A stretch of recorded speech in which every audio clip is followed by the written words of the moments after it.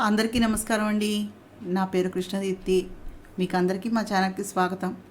గాయత్రీదేవి గారు రచించినటువంటి జ్ఞానోదయ నవల 20వ భాగాన్ని చదువుతున్నాను. ఇది చాలా పెద్ద నవల. సరే, కథలోకి వెళ్దాం. కృష్ణ చైతన్యను చూస్తూ, మీకు కోపం, ఆవేశం, రోషం అన్నీ వస్తాయని నాకు బాగా తెలుసు. నేను మిమ్మల్ని సముదాయించడం కష్టం అనిపించే నేను మీ నాన్నగారి దగ్గరకు వెళ్ళాను. అయినా ఇది పిల్లలు పరిష్కరించేటటువంటి సమస్య కాదు. పెద్దవాళ్ళకి చెప్పి వాళ్ళ ఆదేశానుసారం నడుచుకోవాలనేది మన ధర్మంగా అనిపించింది. మీతో చెప్పకూడదని కాదండి.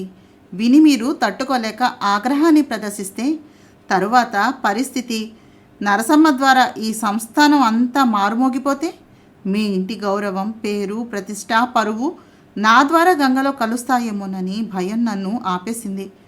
అయినా సువర్ణ ఆయన కూతురు. ఆ పిల్ల మంచి చెడులు, కష్టసుఖాలు తండ్రిగా చూసుకోవాల్సినటువంటి బాధ్యత ఆయనది. ఆయన తర్వాతే మనమంతా. మన ఇష్టానుసారం ప్రవర్తించి కొత్త సమస్యలు సృష్టించడం మంచిది కాదు కదా. చాలా మెల్లగా, నిదానంగా, నచ్చ చెబుతున్నట్టుగా మాట్లాడుతున్న రాధికలోని సమయస్ఫూర్తి, వివేకం, అవగాహన అన్నీ కలిసి తొణకని నిండైన వ్యక్తిత్వాన్ని మొట్టమొదటిసారి చూస్తున్నట్టుగా అబ్బురపడ్డాడు. ఒక్క క్షణం అతని కళ్ళ ముందు పద్మాంబిక కదిలింది. తొందరపాటు, ఆవేశం, విచక్షణ లేనటువంటి ఆగ్రహం, మూర్ఖపు పట్టుదల, వెనక ముందులు ఆలోచించలేనటువంటి ఉక్రోష ధోరణి కలిస్తే పద్మాంబిక రూపం ధరిస్తాయి అనిపించింది. పద్మకు, రాధికకి గల వ్యక్తిత్వం వ్యత్యాసం అతనికి స్పష్టంగా గోచరించింది. ఆ తర్వాత రాధిక ఒడిలో తలపెట్టుకుని అసలు ఏం జరిగిందో వివరంగా తెలుసుకున్నాడు కృష్ణ చైతన్య. స్నేహితురాలి పెళ్లిలో పెళ్లికొడుక్కి మంచి ఉద్యోగము, భవితవ్యము కల్పించిన విశాల హృదయునిగా, నలుగురు గొప్పగా కొనియాడే విధంగా పరిచయం అయ్యి సువర్ణ దృష్టిలో చాలా ఆధిక్యతను సంపాదించుకుని ఆమెను మాటల్లోనికి దించి తన తోట, గెస్ట్ హౌస్ చూపిస్తానని తీసుకుని వెళ్ళి సువర్ణకు ఒంటరితనాన్ని కల్పించి తన కారులోనే ఆమెకి బాగా చేరువై ఆకర్షించి రెచ్చగొట్టి ప్రపంచం తెలియని మైమర్పును కల్పించి స్వతంత్రంగా ఆమెను మీదకు లాక్కుని శృంగారపరమైనటువంటి సౌఖ్యం రుచి చూపించి సర్వస్వాన్ని కొల్లగొట్టి తనతో విడదీయనటువంటి బంధం వేసుకునేలాగా ఇక ఎటూ దారి లేని విధంగా ఆమెను నలువైపులా ఉచ్చులో బిగించి తన ఆశయాన్ని నెరవేర్చుకున్న రాజేంద్ర ప్రసాద్ చాతుర్యం, నైపుణ్యం, సామర్థ్యం కృష్ణ చైతన్యకు ఆ క్షణాన స్పష్టంగా బోధపడ్డాయి. అవలీలగా కోటలో పాగా వేయగలిగాడు. బాగానే ఉంది.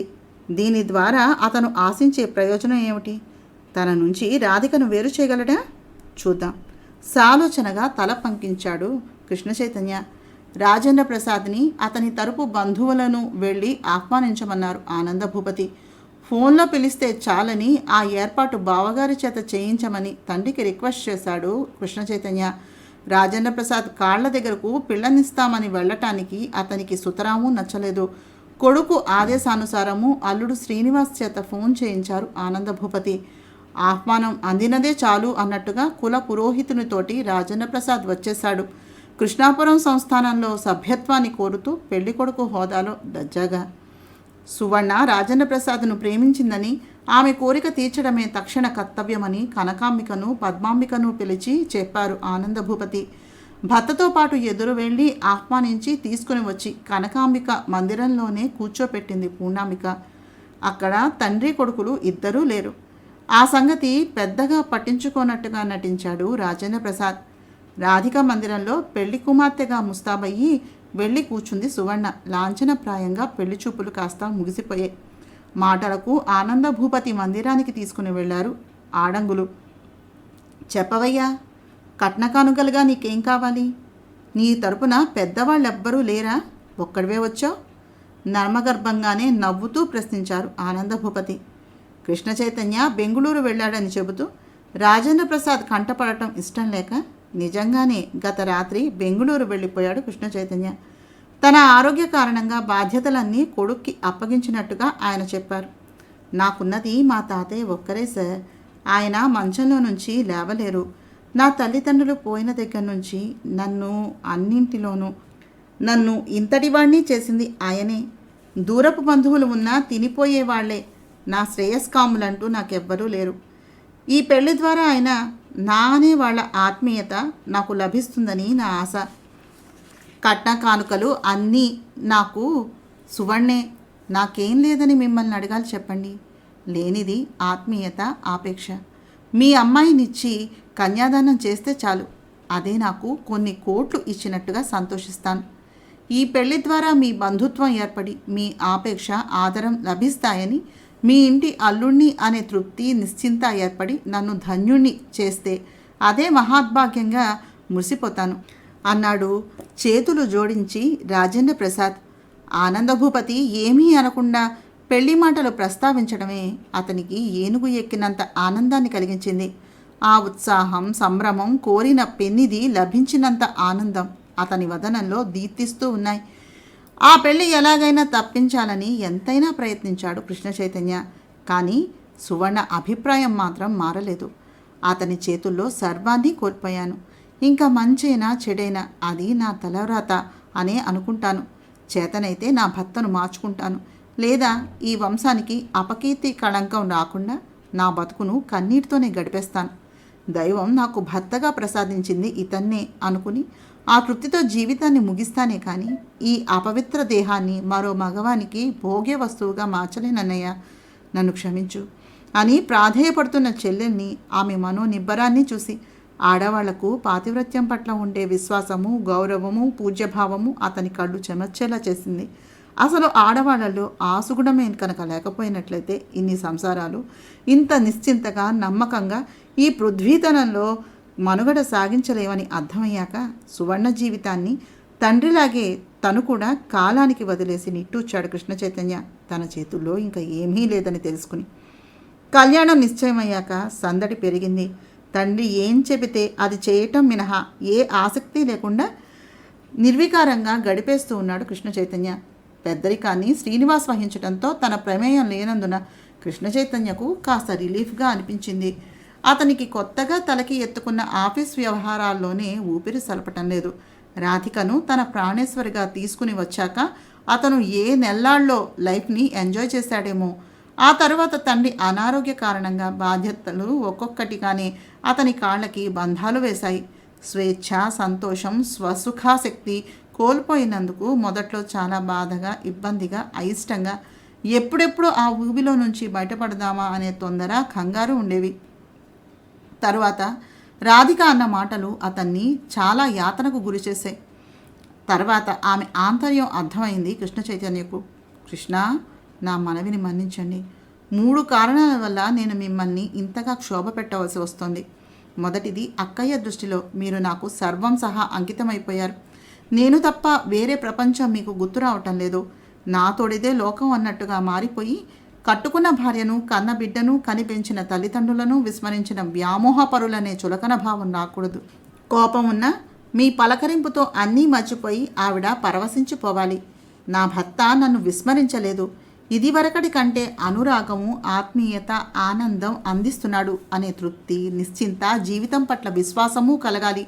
2, యువరాజు కన్నెల వేటగాడు, మంచి మర్యాద తెలియని కఠినుడు, స్వసుఖము, స్వార్థము తప్ప కష్టసుఖాలు గుర్తించలేని గుడ్డివాడు, భోగభాగ్యాలను అనుభవించడం తప్ప వేరే ప్రపంచం తెలియనటువంటి మూర్ఖుడు, తన చుట్టూ ఉన్నటువంటి సమాజాన్ని కానీ, నీతి నియమాలను కానీ, పేదసాదుల పట్ల కనీసపు సానుభూతి కూడా లేనటువంటి కసాయివాడు. ఈ కృష్ణాపురం స్వస్థానం, పేరు ప్రతిష్టలు నాశనం చేయటానికి పుట్టినటువంటి కాలయముడు అనేటటువంటి అభిప్రాయం, అపకీర్తిని పొందుతారా? పశుప్రాయమైనటువంటి ఆ జీవితానికి బానిసగా మారిపోతారా? లేక ఇప్పటికైనా మనిషిగా పుట్టినందుకు మానవత్వ విలువలను తెలుసుకుని మిమ్మల్ని మీరు ఉద్ధరించుకుని, ఈ సమాజము, మిమ్మల్ని కన్న తల్లిదండ్రులు, మిమ్మల్ని కట్టుకున్న భార్య, మీ తోడబుట్టిన వాళ్ళు, మీరు కన్న పసివాళ్ళు గర్వపడే విధంగా మానవోత్తములుగా మారి మీ మనుగడ ఆదర్శవంతాన్ని చేసుకుని ఈ ప్రపంచం చేత సహభాష అనిపించుకుంటారా? మీ జీవితం, అలవాట్లు మీ చేతుల్లో ఉండాలి కానీ వ్యసనాలకు లొంగిపోయే దుస్థితి నుంచి బయటపడలేరా మీరు? భగవంతుడు మానవ జన్మ ప్రసాదించింది మృగప్రాయమైనటువంటి జీవితం కోసమా, లేక భవితవ్యంలో ఏదైనా సాధించి తరించడానికా? పశువులు, జంతువులు, పక్షులు, జలచరాలు అన్నీ సృష్టిలోని ప్రతి ప్రాణికి ఆడప్రాణితో సుఖపడి పిల్లల్ని కనటం, పెంచడం తెలుసు. కానీ భగవంతుడు వాటికి ఇవ్వని వివేకాన్ని, సద్బుద్ధిని, సాటి ప్రాణి పట్ల దయని మానవునికి మాత్రమే ఇచ్చాడు. కారణం మానవుడు తలుచుకుంటే మానవోత్తముడిగా మహామనిషిగా మారగలడు. ఈ సమాజాన్ని ఉద్ధరించగలడు. ఎక్కువ మాట్లాడి మీ హృదయాన్ని బాధపెట్టి ఉన్నట్లయితే నన్ను క్షమించండి. నా బాధంతా నా వల్ల మీరు చెడిపోయారు. నా మైకంలో పడి ప్రపంచాన్ని మర్చిపోయారు. నా మీద ఉన్న మోజుతో అయినా వాళ్లకు దూరమై స్త్రీ వ్యసనపరుడిగా అందరి చేత దుర్భాషలు పడుతున్నారు. ఈ అనర్థానికి కారణం నేను. ఇంతకాలం మీరు ఎంత స్వేచ్ఛావిహంగా తిరిగినా పట్టించుకొని జనం ఇప్పుడు ఎదురు తిరిగి మీ ముందు మీ వెనక నవ్వుకుంటూ విమర్శిస్తూ మీ ఆత్మాభిమానం గాయపడి అభిజాత్యం దెబ్బతినేలా ప్రవర్తిస్తారో దానివల్ల మీరెంతగా నొచ్చుకుంటారో అని క్షణక్షణం భయంతో బాధతో నరకాన్ని చూస్తున్నాను. మీకు ఆ విషయం తెలియటం లేదు. ఇది ఇంతటితో ఆగక నా ఉనికికి ప్రమాదం తెచ్చిపెడుతుందేమో, లేక పూర్తిగా మనల్ని దూరం చేసి బాధిస్తుందేమో. నా వల్ల మీరు ఎంత మనస్తాపాన్ని ఎదుర్కోవాల్సి వస్తుందో, ఎందరి చేత ఎన్ని మాటలు పడాల్సి వస్తుందో అని భయపడుతూ బతుకుతున్నాను. నాకు ఈ మనస్తాపం పోవాలన్నా, మీకు అపకీర్తి రాకుండా ఉండాలన్నా మీరు కష్టపడాలి. అంతేకాదు, మీకు రూపాయి సంపాదించాలంటే సగటు మానవుడు ఎంత శ్రమిస్తాడో తెలియాలి. ఇంతకాలం తాత ముత్తాతల శ్రమఫలాన్ని అనుభవించి అందులోని సుఖ సంతోషాలను పొందారు మీరు. ఇప్పుడు కష్టపడి సంపాదిస్తే ఎంత తృప్తి, గౌరవం, నిశ్చింతలు కలుగుతాయో స్వయంగా తెలుసుకోవాలి. మీ సిరి సంపదలు ఇంకో 10 తరాలు కాదు, 25 తరాల వారు కూర్చుని తిన్నా సరిపోతాయి. కానీ ఎవరో సంపాదించిన దాన్ని కూర్చుని తినటం మగతనమా అని ఎవరైనా ఎద్దేవా చేస్తే అది మనస్సుకు గుచ్చుకుని ముళ్ళులా సలిపేస్తుంది. అందుకే మీరు ఆ కష్టంలోని ఆనందాన్ని శ్రమపడితే లభించేటటువంటి తృప్తి, తిని నలుగురిలో గర్వంగా తల ఎత్తుకుని తిరిగే సామర్థ్యాన్ని ఈ కృష్ణ చైతన్య ఖర్చు పెట్టడమే కాదు, సంపాదించడంలోనటువంటి టాలెంట్ని కూడా ప్రపంచానికి చూపించగల సత్తా ఉన్న ధీరోదాత్తుడు అని మీసం వెలువేసి నిరూపించుకోగల శక్తి సామర్థ్యాలను సంపాదించుకోవాలి అనేది నా ఆశయం కూడాను. ఇంకా మూడోది, పుత్రుడు జన్మించినప్పుడు పుత్రోత్సాహం కాదు, ఆ పుత్రుడు సమర్థుడై ప్రయోజకుడై వంశం ధరించే విధంగా తన నడవడిని తీర్చిదిద్దుకుని నలుగురికి ఆదర్శప్రాయంగా మారినప్పుడు తల్లిదండ్రులు పొందే ఆనందం వర్ణనాతీతంగా మారి మురిపిస్తుంది. సరిగ్గా ఆ ఆనందాన్ని మీ వల్ల మీ నాన్నగారు పొందాలి. అప్పుడు నిజంగా నేను ఈ ఇంటిలో అడుగుపెట్టినందుకు అంతా సంతోషిస్తారు. పైకి ఎవ్వరూ అనకపోయినా మనస్సులో అనుకున్న నా జన్మ తరించినట్టే. అందరి మాట ఎలా ఉన్నా ముఖ్యంగా పెద్దరాజా వారు సంతోషిస్తే ఈ ప్రపంచాన్ని జయించినంత ఆనందాన్ని పొందుతాను నేను అంటూ ఉంటే రాధిక కంఠంలో ధ్వనించినటువంటి ఆర్తిని విని కృష్ణ చైతన్య కదిలిపోయాడు. మొదట చాలా కష్టంగా తోచింది, కోపం కూడా వచ్చింది, ఆ విమర్శలు తట్టుకోలేని పౌరుషం వచ్చింది. కానీ తర్వాత రాధిక ఆంతర్యం, ఆశయం, ఆలోచన, అభిలాష, ఆక్రోశం మెల్లగా అర్థం కాగానే తన బాగు కోసమని ఆమె పడే తాపత్రయాన్ని గ్రహించగానే ఆలోచనలో పడిపోయాడు. తర్వాత ఆచరణ పెట్టాడు. ఇప్పుడు అది అలవాటుగా మారిపోయింది. రాత్రి మంచం మీదకు ఒరిగేంత వరకు ఒకటే బిజీ. మొదట అయిష్టంగా మొదలుపెట్టిన తర్వాత అందులోని ఆనందాన్ని అనుభవంలోకి వచ్చాక చాలా రిలీఫ్ కలిగింది. ఇప్పుడు బిజినెస్ వల్ల తండ్రి ఎటువంటి మనస్తాపాన్ని పొందకుండా తనే చూసుకుంటూ ఆయనకు విశ్రాంతిని కల్పించాలని తాపత్రయం అధికమైంది కృష్ణ చైతన్యకు. ముఖ్యంగా రాధిక ఆశయాన్ని నిజం చేసి తను సమర్థుడు, ప్రయోజకుడు అనుకుంటే ఏ పనైనా చేయగలిగినటువంటి ప్రజ్ఞాపాఠవాలు పుష్కలంగా ఉన్నటువంటి ధీరోదాత్తుడు అనిపించుకోవాలి. అంతేకాదు, ఈ దివాణంలోనే చిన్నరాజావారు వీరేనా కాంతల కౌగిళ్ళ తప్ప బయట ప్రపంచం తెలియకుండా పెరిగిన స్త్రీ వ్యసనపరుడు? వీరేనా పెద్ద చిన్న పేద సాదా మంచి మర్యాద ఎరుగని ధన మదాంధుడు అనుకున్నది? వీరేనా కన్నెల ప్రాణమానాలతోటి చెరచాడేటటువంటి క్రీడించినటువంటి కాముకుడు అనుకున్నది? వీరినేనా ముఖప్రాయుడుగా భావించింది? వీరినేనా ఇక ఈ యువరాజా వారి చేతుల్లో మన గతి అధోగతేనా అనుకున్నది అని అందరూ సిగ్గుపడాలి. ముక్కున వేలేసుకుని తమకు సంబంధించినటువంటి బంధువులు, ఈ సమాజం, ప్రపంచం ఆశ్చర్యపోవాలి. తన సామర్థ్యాన్ని చూసి తండ్రి సంబరపడాలి, రాధిక గర్వపడాలి. నలుగురు తనలో వచ్చినటువంటి మార్పును చూసి అభినందించాలి. అప్పుడే తన కృషి ఫలించినట్టుగా లెక్క. ఒకప్పటి కృష్ణ చైతన్య ఇతగాడేనా అని అందరూ దిగ్భ్రాంతి చెందాలి. అంటే తను మారాలి. ఆ మార్పు ఎవ్వరూ ఊహించలేని విధంగా ఉండాలి. రాధిక కళలకు ప్రతిరూపంగా, నాన్నగారి ఆశాకిరణంగా పేద సాదల పెన్నిదిగా, నిరుద్యోగులకు కల్పవృక్షంగా ఈ దివాణం యొక్క పేరు ప్రతిష్టలు మారుమ్రోగేలా తమ పూర్వీకులందరికంటే కృష్ణ చైతన్య ఒక మహోన్నత మూర్తిగా తన ప్రతిభ ప్రపంచం గుర్తించి గౌరవించాలంటే అది సామాన్యమైనటువంటి విషయం కాదు. కానీ తను సాధించి తీరాలి. కృష్ణ చైతన్యలో పట్టుదల తల ఎత్తింది. అతనిలో ధీశక్తి మేల్కొంది. నిద్రాణంగా ఉండిపోయినటువంటి ప్రతిభా పాటవాలు నూతనోత్సాహంతో ఊపిళ్లను పోసుకున్నాయి. ఒక అద్భుతమైనటువంటి సంకల్పం అతనిలో ఆవిర్భవించింది. అది అనంతమైనటువంటి ఆనందాన్ని, ఉల్లాసాన్ని, ఉత్తేజాన్ని, అతని అణువణువులోనూ చైతన్యాన్ని నింపింది. భవితవ్యం ఏ విధంగా రూపుదిద్దుకోవాలో అతని మస్తిష్కంలో మెరుపులా మెరిసి అతని ఆలోచనల నిండా నిండిపోయింది.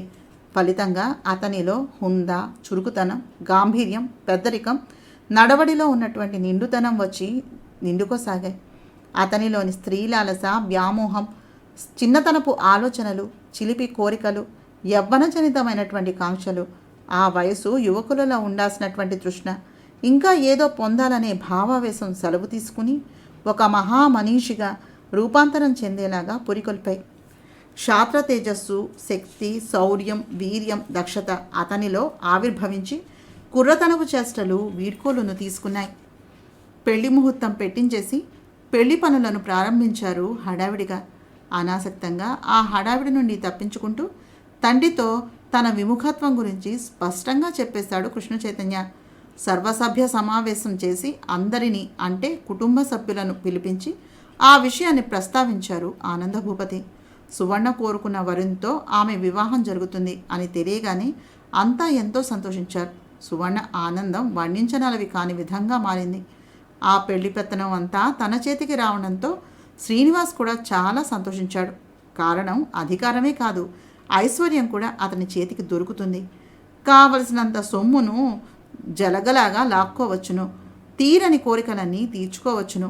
ఎప్పుడు ఏ చీర కట్టుకోవాలి, ఏ నగలు వేసుకోవాలి, ఏ విధంగా తయారైతే బాగుంటుందా అని ఆడవాళ్ల ఆలోచనలు.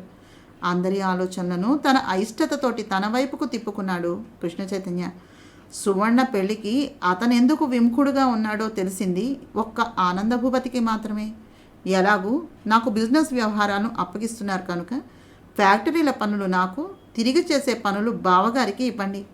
ఈ కార్యక్రమం ఏదో ఈ పెళ్లికి ముందే జరిగిపోవాలి. ఎందుకంటే ఈ పెళ్లి కేవలం సువర్ణ కోరిక తీర్చడం కోసం జరుగుతోంది కనుక నేను నలుగురిలో వచ్చి 4 అక్షింతలను వేసి వెళ్ళిపోతాను. అంతేకాని ఈ పెళ్లిలో నేను పని పాట లేకుండా ఖాళీగా ఉంటే చీటికి మాటికి వాడికి అంటే ఆ రాజన్నగాడికి ఎదురు పడుతూ ఇష్టం లేని చిరునవ్వులను మెరిపిస్తూ వంగి వంగి సలాములు అవి నేను చేయలేను. నా స్థానే నా పిఏ మిస్టర్ ధనుంజయ్ నిర్వర్తిస్తాడు. నేను ఆఫీస్కి మాత్రమే పరిమితమైపోయి ముఖ్యమైనటువంటి సందర్భాల్లో మాత్రమే వచ్చి మీ కొడుకుగా పెళ్లిలో పాల్గొనేలా ఉండాలి. ఎవరికి కష్టం తోచినా ఇది మాత్రం నా నిర్ణయం, దీనికి తిరుగులేదు అన్నాడు ఖచ్చితమైనటువంటి స్వరంతో. శ్రీనివాసు అతన్ని చూసి ఏదో అనబోయాడు. పద్మజ కూడా ఏదో అడగబోయింది. ఆనందభూపతి ఆ ఇద్దరిని చెయ్యెత్తి వారించి చిరునవ్వుతో, నిన్ను రేపే తీసుకుని వెళ్ళి ఎండీ సీట్లో కూర్చోబెట్టి పట్టాభిషేకాన్ని నిర్వహిస్తాను. ఈ రాతికి ఆ మార్పులన్నీ జరిగిపోతాయి. రేపు సాయంత్రం మన బ్రాంచి స్టాఫ్ అందరితోనూ మీటింగ్ జరుగుతుంది. నేను సార్వభౌముడిగా ప్రకటించడం జరుగుతుంది. నీకు కావాల్సినంత బిజీ వచ్చేస్తుంది. ఎలా మెయింటైన్ చేస్తావో, ఏ విధంగా ఏలుకుంటావో, నీ సంపదను ప్రపంచానికి ధారాదత్తమే చేసుకుంటావో, జాగ్రత్తగా కాపాడుకుని నీ తర్వాతి తరాలకు అందించి వంశగౌరవాన్నే నిలబెట్టుకుంటావో, దాన ధర్మాలనే చేసుకుంటావో, ధర్మ మార్గాన్నే అవలంబిస్తావో, దైవపరమైనటువంటి కార్యక్రమాలకే వినియోగించుకుంటావో, పేద సాధల పెన్నిదిగా మారి పేరు ప్రతిష్టలే సంపాదించుకుంటావో, ఇక అంతా నీ ఇష్టం. నేను కేవలం నిమిత్త మాత్రుని మాత్రమే. కావాలంటే కొంతకాలం నీకు సలహాదారునిగా వ్యవహరిస్తాను. నేను కూడా మీ అమ్మల ఇక ఈ జీవిత శేషాన్ని దైవచింతనలో గడపదలుచుకున్నాను అని తన అభిప్రాయాన్ని బయట పెట్టేశారు ఆనందభూపతి. అంతటితో ఆ సమావేశాన్ని చాలించేశారు. ఆయనకు కృష్ణ చైతన్య ఆంతర్యం అర్థమైంది. నా పిఏ అంటే రాధిక తండ్రి ధనుంజయ్కి ఆ స్థానాన్ని ఇచ్చి బాధ్యతల భారం ఆయన తలకి తెలివిగా ఎత్తుతున్నాడు అని. ఆ విషయాన్ని నలుగురిలో నిర్భయంగా ప్రస్తావించాడు. ఆయన ఎవరో మాత్రం గోప్యంగా ఉంచాడు. ఆ సంగతి గ్రహించాక ఆయనకు స్థిమితం కలిగింది. దివాణం గేటు దగ్గర ఎవరో ధనుంజయట తను యువరాజా వారికి తెలుసునని, వారు పిలిపిస్తేనే వచ్చానని చెబుతూ విజిటింగ్ కార్డు చూపించాడట. ఆ విషయం ఆనంద భూపతికి వాచ్మ్యాన్ ఫోన్ చేసి చెప్పాడు. వెంటనే ఆయన కృష్ణ చైతన్యకు కాల్ చేసి కొన్ని జాగ్రత్తలను బోధించాడు. ఏ విధమైనటువంటి మర్యాద మన్నన లేకుండా ధనుంజయ్ యువరాజా వారి మందిరానికి రప్పించబడ్డాడు. రాధికకు కూడా తన మందిరానికి రమ్మనమని కృష్ణ చైతన్య విషయం చెప్పకుండా ఆహ్వానించాడు. తన పరిచారికను పంపించి రహస్యంగా ఈ సంగతి నరసమ్మకు తెలియకుండా రమ్మనమని, వెంటనే ఏమీ తోచటం లేదు, ఓసారి కృష్ణ మందిరానికి వెళ్ళి వస్తాను అని నరసమ్మకు చెప్పి చెప్పులు వేసుకుని బయలుదేరింది రాధిక. రాధిక నిజంగానే అత్తగారు పూజించే కృష్ణ మందిరానికి వెళుతుంది అనుకుని నరసమ్మ తను పద్మాంబికాదేవి మందిరానికి వెళ్ళిపోయింది. పెళ్లి సంగతులు ముచ్చట్లు వినాలి అనే సంబరంతో ధనుంజయ్ని నేరుగా కృష్ణ చైతన్య మందిరానికి తీసుకుని వెళ్ళి బెడ్రూమ్కి చేర్చాడు కృష్ణ చైతన్య వాచ్మెన్. తలుపు తీసి ఆయన్ని ఆహ్వానించింది త్రిలోక్ అనే కృష్ణ చైతన్య ముఖ్యమైనటువంటి ఫ్రెండ్. అతను అప్పటి వరకు అతని అనుచరుడు మాత్రమే. అతన్ని కృష్ణ చైతన్య 15వ సంవత్సరం నుంచే నియమించాడు ఆనంద భూపతి. అతనికి తెలియని రహస్యాలు ఏమీ ఉండవు. అంతా అంతరంగికుడు అతను. బహుముఖ ప్రజ్ఞాశాలి. చదువు, చురుకుతనం, నేర్పు, సహనం, ఉత్సాహం, గాంభీర్యం, సామర్థ్యం, చాకచక్యం అతనికి ఆభరణాల్లా ప్రకాశిస్తూ ఉంటాయి. ఆ దివాణంలో పనిచేసే రంగన్న మనవడిగా కృష్ణ చైతన్యకు అతను తెలుసు. అసాధారణటువంటి సమయస్ఫూర్తి కూడా అతని సొత్తు. లేచింది మొదలు నిద్రించేంత వరకు స్వామి భక్తి పరాయణుడుగానే జీవించడం తెలుసు. తనకంటూ స్వంత జీవితం అనేది లేని నిష్కల్మషమైనటువంటి హృదయుడు అతను. కేవలం ఆనంద భూపతి చేరదీసి పెంచి విద్యాబుద్ధులు చెప్పించి తనని ప్రయోజకుణ్ణి చేశారనే గౌరవాభిమానాలు, కృష్ణ చైతన్య పట్ల చిన్ననాటి నుంచి చెప్పలేనంత ఇష్టము, ప్రేమ, ఆత్మీయత, విడదీయరానటువంటి స్నేహం, మమకారం కూడా త్రిలోక్కి పుష్కలంగా ఉన్నాయి. అందుకే ఆ రోజు ఆ రహస్య సమావేశం యొక్క ప్రధాన కార్యదర్శిగా మారాడతను. రాధిక మొట్టమొదటిసారిగా యువరాజా వారి అంతఃపురంలో అడుగుపెట్టింది. ఆమెను త్రిలోక్ ఆహ్వానించి కూర్చోబెట్టాడు. అప్పటికే ఆ గదిలో ఎదురు చూస్తూ ఉన్న కృష్ణ చైతన్య రాధికను కళ్ళతోనే ఆహ్వానించి తన పక్కన చోటును చూపించాడు. అక్కడ తండ్రిని చూసి రాధిక ఆశ్చర్యపోయింది. ధనుంజయ్ పలకరింపుగా నవ్వాడు. ఆయనకు ఇబ్బందిగా, భయంగా, ఆ రహస్య సమావేశం దేనికో అర్థం కాక తికమక్కగా అనిపించింది. నోరు తెరిచి మాట్లాడితే ఏం తప్పో అనే సంశయంతో సంకోచంగా చూస్తూ ఉన్నాడు చుట్టూతా. సారీ మామాజీ, మిమ్మల్ని ఇప్పుడే అందరికీ పరిచయం చేయవద్దని నాన్నగారి ఆజ్ఞ. ఇక్కడ రాధా నేను కలిసి జీవించటం మా శ్రీమతికి కంటగింపుగా ఉంది. అందుకనే ఈ రహస్య సమావేశాన్ని ఏర్పాటు చేశాను. నేను సర్వసాధారణంగా ఎవరికీ ఎప్పుడూ తల వంచేవాణ్ణి, భయపడేవాణ్ణి కాదు. కానీ ప్రస్తుత పరిస్థితుల్లో ప్రత్యక్ష విరోధాలు మంచివి కావని నాన్నగారు నచ్చ చెప్పడం వల్ల మిమ్మల్ని, రాధికను ఇక్కడికి ఇలాగా రహస్యంగా రప్పించుకున్నాను. ఎందుకంటే మిమ్మల్ని నా పిఏగా నియమించాలి అనుకున్నాను. పిఏ అంటే భయము, సంకోచం, పిరికితనం, కంగారు ఉండకూడదు. నా తరపున పనులన్నీ చక్కబెట్టగలిగినటువంటి శక్తి సామర్థ్యాలు కావాలి. ప్రస్తుతం మీకు ఈ దివాణం గురించి కానీ, ఆఫీస్ గురించి కానీ, అసలు చేయాల్సిన పని గురించి కానీ ఏమీ తెలీదు. మీకు అర్థమయ్యేలా చెప్పే తీరిక, ఓపిక, సమయం కూడా నాకు లేవు. నాకే తెలియని బిజినెస్ వ్యవహారాలను మీకెలా చెప్పగలను చెప్పండి. అందుకే మిమ్మల్ని నా సంస్థలన్నింటికీ జనరల్ మేనేజర్గా నియమిస్తున్నాను. నాన్నగారు నాకు రేపే యువరాజా పట్టాభిషేకాన్ని చేసి సార్వభౌముడిగా ప్రకటించబోతూ ఉన్నారు. ఈ ఆనంద సమయంలో మీరు నా దగ్గర ఉండకపోతే ఎలాగ చెప్పండి. రాధికకి అక్కడికి వచ్చి చూసే అవకాశం, అదృష్టం ఇప్పట్లో రావేమో. పద్మాంబికనే నేను ఆహ్వానించటం లేదు. అంతఃపుర స్త్రీలలాగే కొంతకాలం ఆవిడను ఉంచేయటం చాలా మంచిది అనిపించింది. అందుకే అక్కడ జరిగే విశేషాలు వీడియో ద్వారా ఇక్కడ ఆడవాళ్ళు చూసేలాగా నాన్నగారు ఏర్పాటు చేస్తున్నారు లైవ్ని. నా పిఏగా ఈ త్రిలోక్ని అపాయింట్ చేసి మిమ్మల్ని జనరల్ మేనేజర్గా ఆఫీస్కి సంబంధించినటువంటి వ్యక్తిగానే ఉంచేస్తే మీరెవరో ఇప్పట్లో ఎవ్వరికీ తెలియకుండా జాగ్రత్త పడవచ్చు అనేది నాన్నగారి అభిప్రాయం అన్నాడు కృష్ణ చైతన్య. నాకు ఆఫీసు విషయాలు, బాధ్యతలు, సులువులు, బలువులు మాత్రం ఏం తెలుస్తాయి కృష్ణ?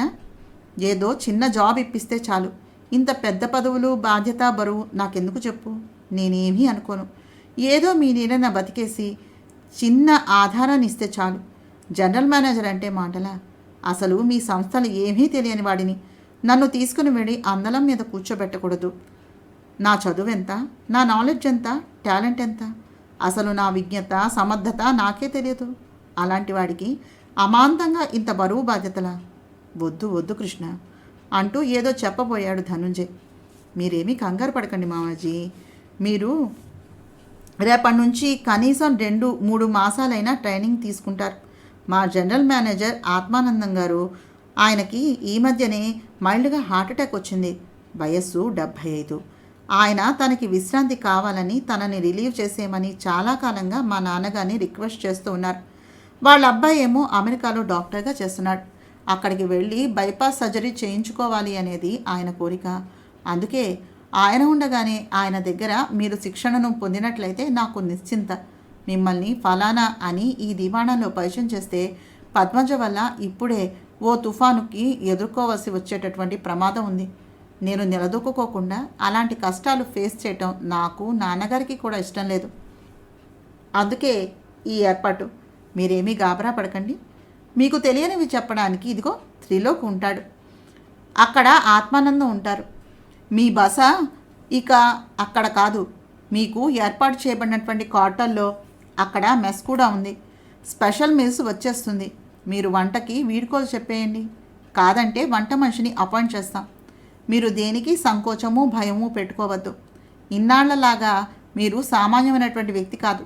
ఈ కృష్ణ చైతన్య కుడిభుజంగా మారబోతూ ఉన్నారు, సరేనా అన్నాడు చిరునవ్వుతో. ధనుంజయ్, రాధిక కూడా ఉబ్బి తబ్బిబ్బైపోయారు ఈ రహస్య సమావేశం యొక్క పరమార్థాన్ని తెలుసుకొని. ఇప్పుడు మీ తండ్రి కూతుళ్ళు మాట్లాడుకోండి, నేను నాన్నగారి దగ్గరికి వెళ్తాను. మిమ్మల్ని త్రిలోక్ తీసుకుని వెళ్ళి ముందు మీ వేషభాషలను మారుస్తాడు. మిమ్మల్ని సంస్కరించాక రేపు కలుద్దాం మళ్ళీ. బైదిబాయ్ చెప్పడం మర్చిపోయాను, రేపటి నుంచి మీరు మిస్టర్ ధనుంజయ్గానే పిలువబడతారు. రిలేషన్ ఉన్నట్టుగా కొంతకాలం ప్రపంచానికి తెలియకూడదు. రాధి, ఉంటాను. మళ్ళీ రాటి కలుద్దాం. మీ తండ్రి కూతుళ్ళు ఫోన్ ద్వారా మాట్లాడుకోండి రేపటి నుంచి అని చెప్పేసి కృష్ణ చైతన్య వెళ్ళిపోయాడు. తండ్రిచ్చిన కజ్జికాయలు సున్నుండలు తీసుకుని, మీరే చేశారా నాన్న అంది విస్మయంగా రుచి చూసి మెచ్చుకుంటూ. లేదు తల్లి, చేయించి తీసుకొచ్చాను. వట్టి చేతులతో నా చిట్టి తల్లిని ఎలా కలిసేది చెప్పు.